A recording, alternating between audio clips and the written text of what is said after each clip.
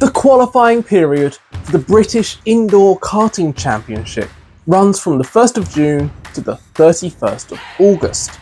Once registered, you must visit your track on at least 3 separate days. Of all of your visits, the 3 fastest laps of each day are taken, and the average of those 3 times becomes your qualifying time. If your average time is within the 24 fastest in your weight class at your track, you've made it to the next stage, the local finals. The local finals are just that, local. Held at your qualifying track, up to 24 racers will be battling out for the top 6 spots. There is a chance to warm up with a 15-minute practice session before the karts are sent out again for a 15-minute qualifying session to determine the starting order for that 15-minute final race. Unfortunately, at Sheffield, we only had 10 middleweight drivers competing this year, meaning all our races were in one group. Other tracks will have had 2 groups with an A and a B final. The B final would be held first, with the winning driver given the opportunity to race in the A final, with their hopes of making their way into those top 6. I left registering quite late this year as I wanted to see the arrival of the new karts and get the chance to try them out. Unlike last year, I only raced in the Thursday night members events, and I even missed one at the end. I had 12 opportunities to set fast laps and bring my average time down. The 20th of June saw that first fast lap, a 57.848, during round 5 of Grid Series using that Chase the Ace format. The first time I'd been into the 57-second laps in these brand new karts. From there, they took a bit of a slump. I was really beginning to struggle with the karts, and my fastest lap just 1 week later was a 59.1. Thankfully though, on the 1st of August, during the Gridlocked Word Search Challenge event, I was able to set a 57.891. The week after, Chase the Ace saw me setting a 57.984. Those 3 laps saw me with a 57.908 average lap time. Not bad and comfortably faster than anyone else. So imagine my surprise when just 1 week later I set a brand new personal best, a 57.335. That brings my qualifying time right down to 57.691. This 57.335 lap time hasn't been on YouTube yet and won't be for some time. It was set whilst chasing Alfie Hale during round 1 of the Autumn Grid Series with that GP2 format. You'll get to see that one around Christmas. So August becomes September and I'm waiting for the final update. I've had a week away, unsure if Charlie had been able to improve his time at all. I wait eagerly for that latest update on Facebook. I've done it. I've qualified in first place, almost half a second quicker than the rest. So now it's finals night. I've got a lot on my mind, but I need to focus. I head to the track early to watch the lightweight drivers battling it out, and we're called into the briefing room to have the rules explained, and then we're sent to the pits. It's time. With the karts randomly allocated, it was with mixed emotions that I jumped into kart 9, knowing this was one of the faster karts, knowing this session was practice, knowing I wasn't going to get to drive this kart again. So we're out on the track with the flag test complete, but I've got karts all around me.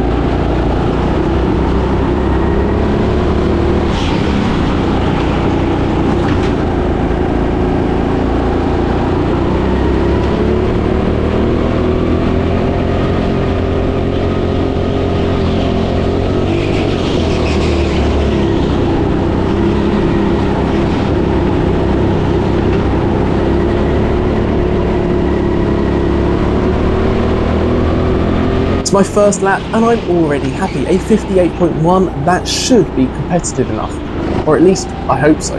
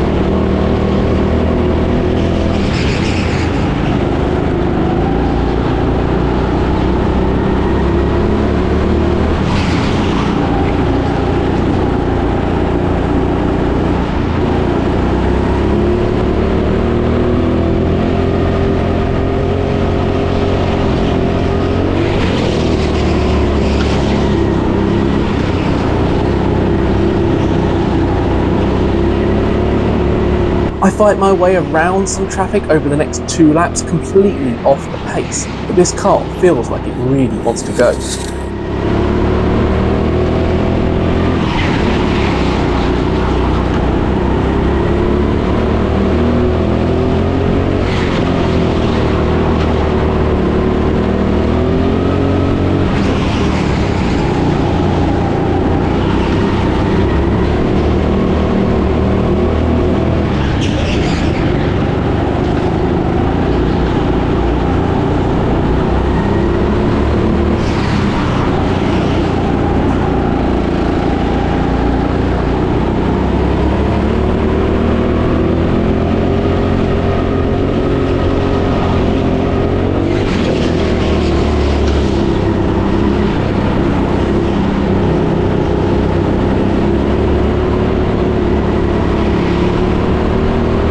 I'll just casually take 2.3 seconds from the previous lap time there. That's straight into the 57s. But wait.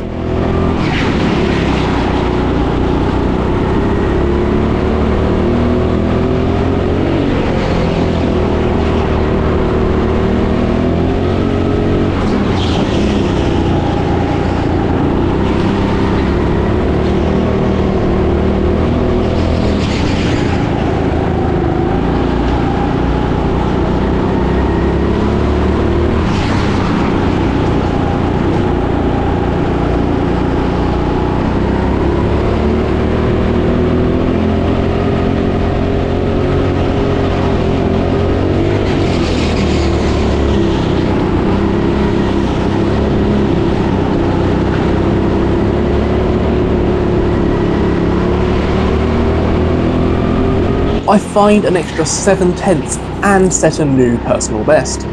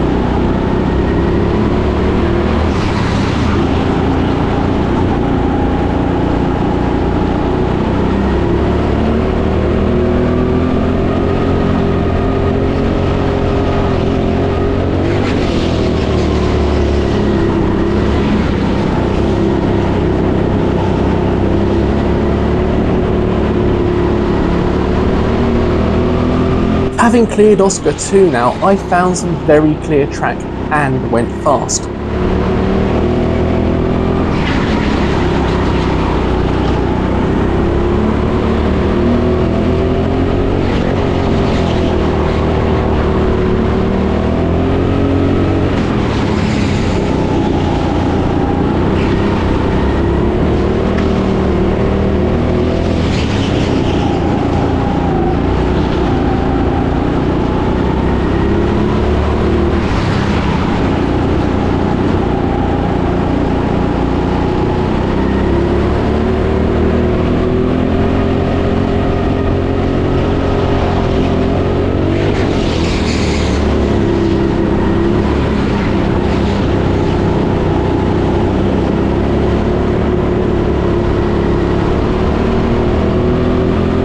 A 57.181? Don't mind if I do. I'll take that.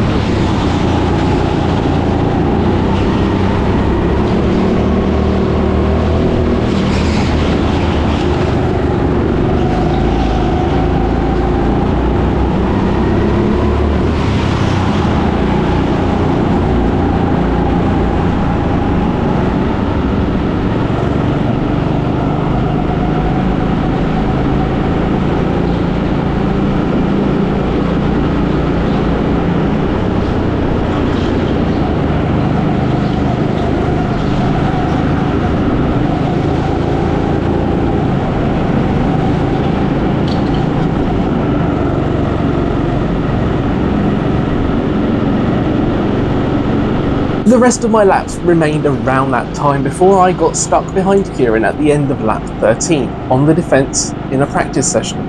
Again. So I'd finished in first place on the practice session, but how did everyone else get on? Charlie wasn't far behind with a 57.3, and it's nice to see that there was just over a second between all of us. That looks like there's no truly bad karts out there then. All the karts throughout all the races were being monitored with their quickest laps being added to a spreadsheet. The 10 closest karts were being used at all times, and kart 9 had now gone too fast, so was taken out of use. That's more good news for me, really. So on to qualifying then, and I get kart 17. I've just watched Tom set a 57.0 in it during the lightweight qualifying. It wasn't the fastest, but I'll have to make do with what I've got. I'm immediately not enamoured with this kart. It's heavy to turn right, but I'll push on and see where I end up.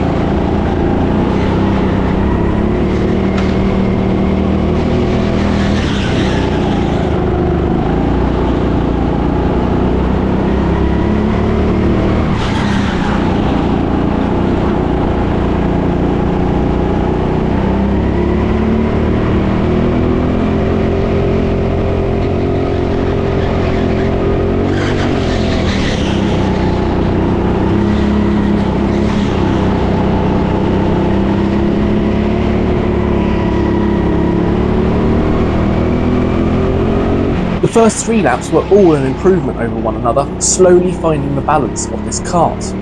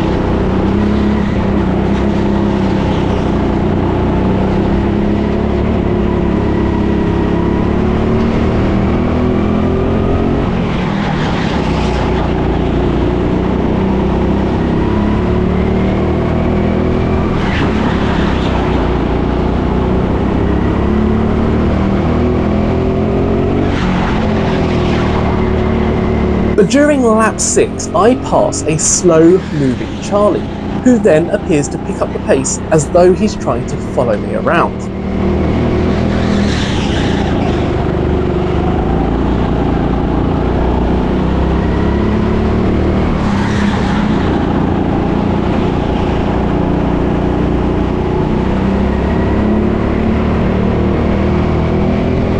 I'm not keen on the idea, and seeing that I'm catching Oscar, I make a decision.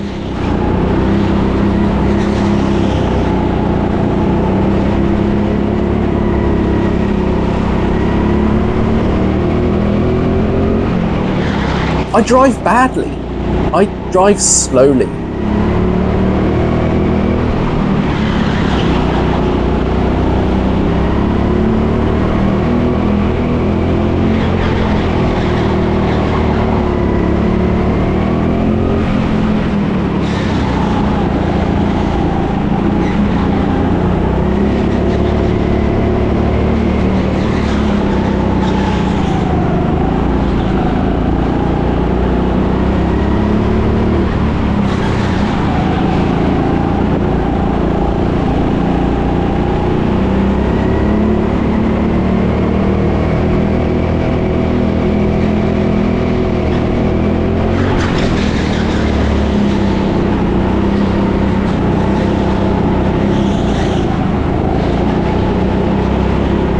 Until I force Charlie to get back in front of me. As he passes, he signals that his kart is poor. I follow for a lap to see for myself, because is he just sandbagging me now?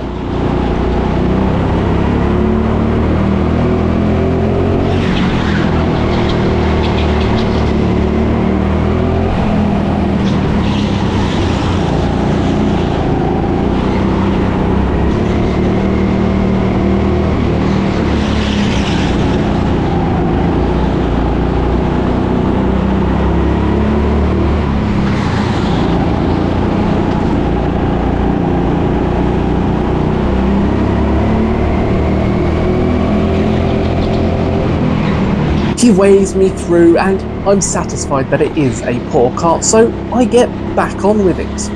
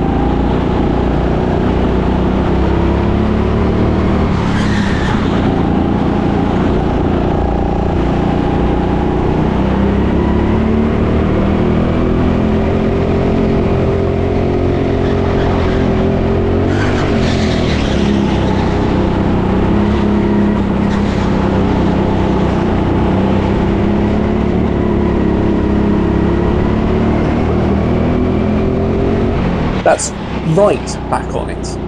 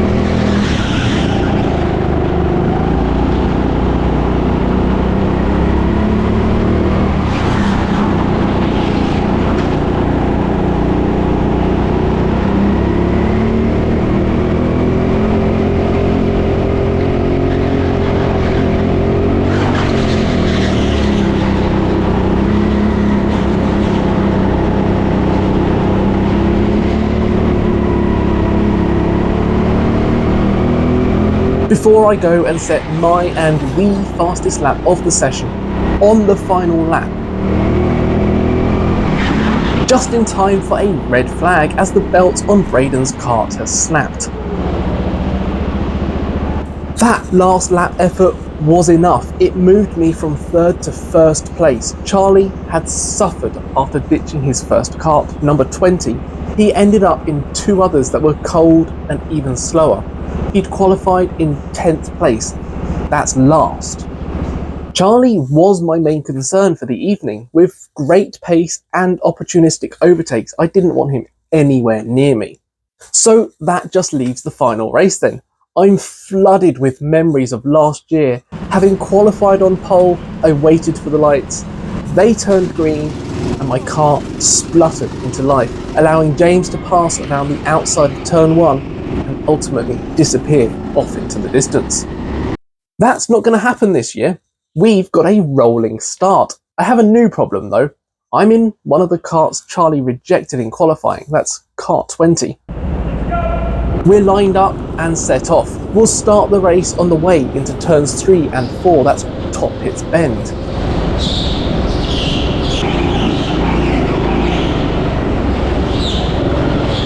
I carefully manage the pace and weave about to feel the grip. It's nice and slow through turn 2 and even slower on the exit. I'm just being pushed by the karts behind now. I'm watching Silky, he's counting down. His hand goes up and off we go.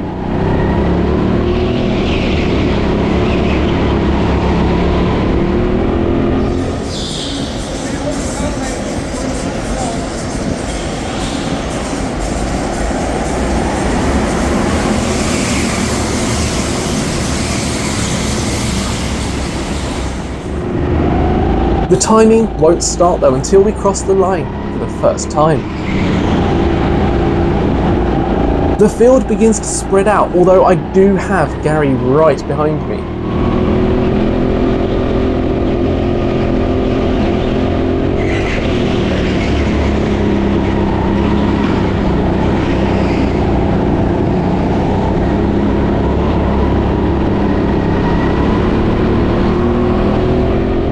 "14 laps then, let's go!"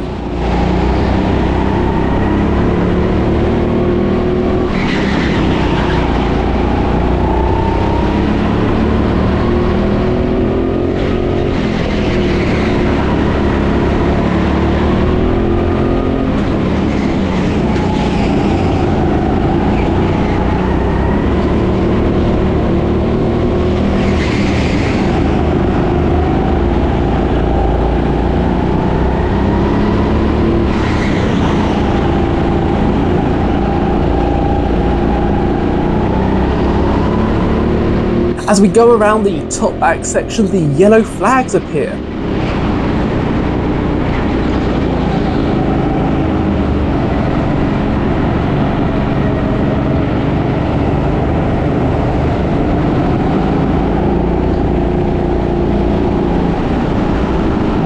And clear themselves just as I start lap 2.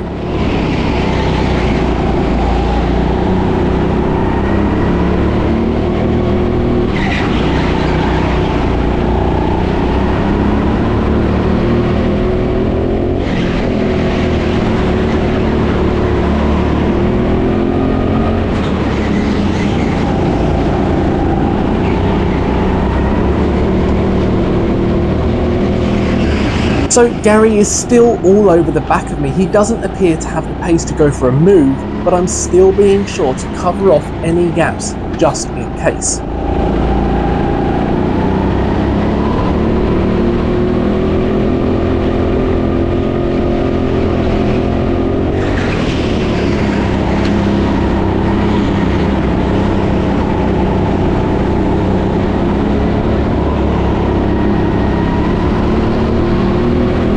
By the start of lap 3, the smallest of gaps is starting to appear behind me. I can relax a little more, but I'm still being sure to cover off any possible last-second heroics.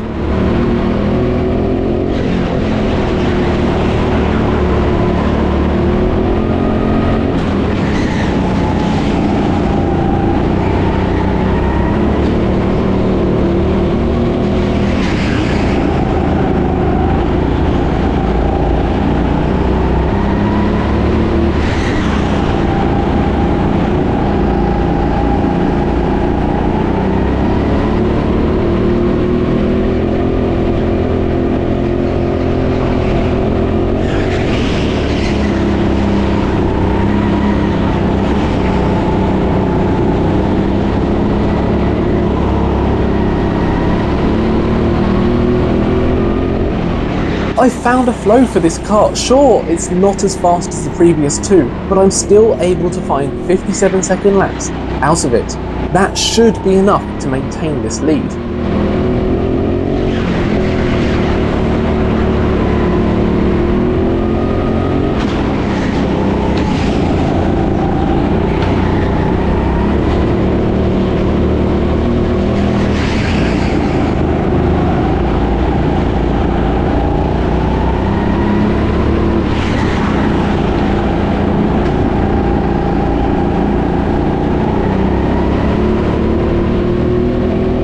I almost missed that one. It's a good job to Callum for stepping onto the track. We were only getting reds for a track blockage, so I'm guessing something happened at the bottom of the ramp.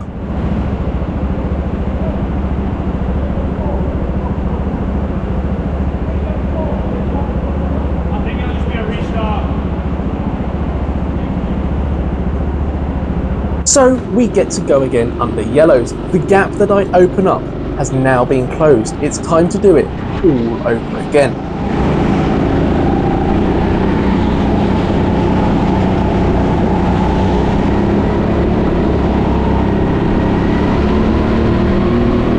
With 10 laps to go, let's push to get that gap back opened up.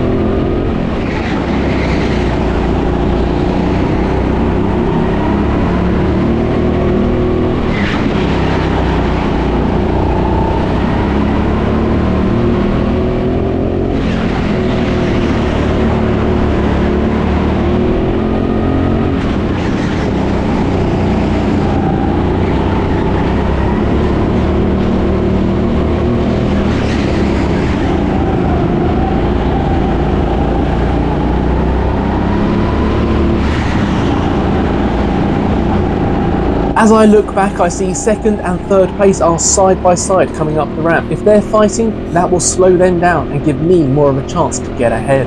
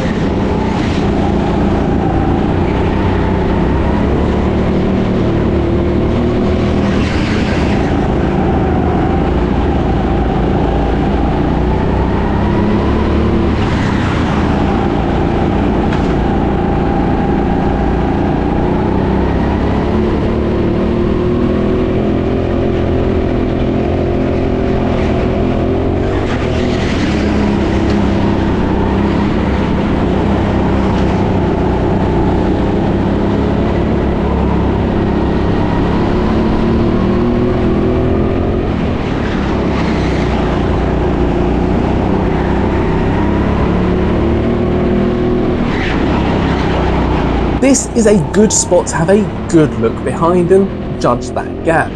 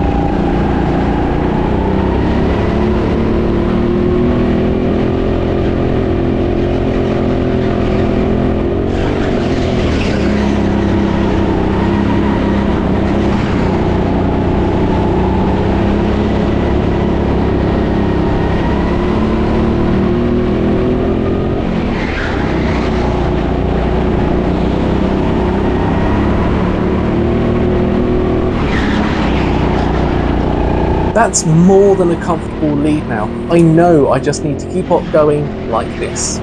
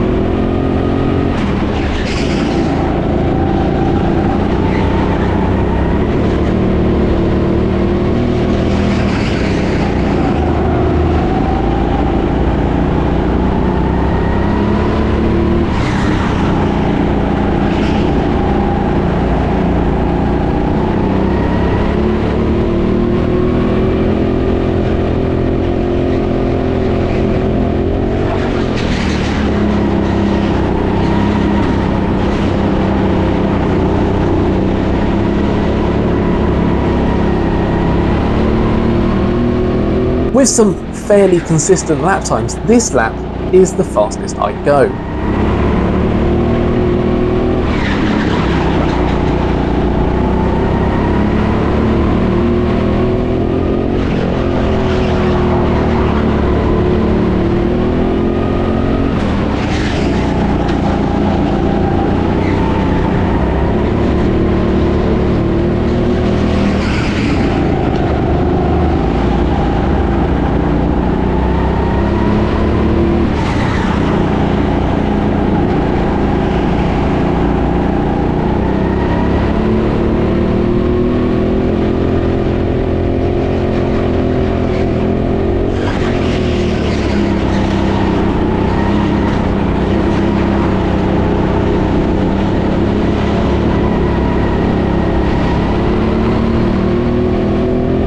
Then imagine my surprise when I see this.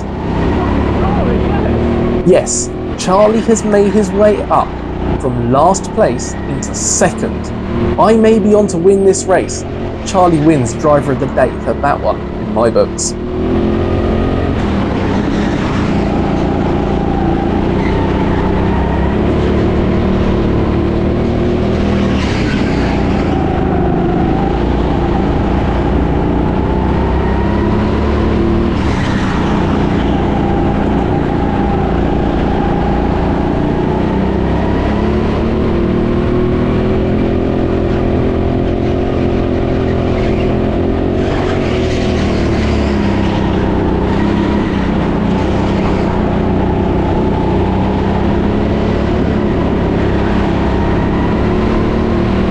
And there it is, that checkered flag. I've only gone and won it.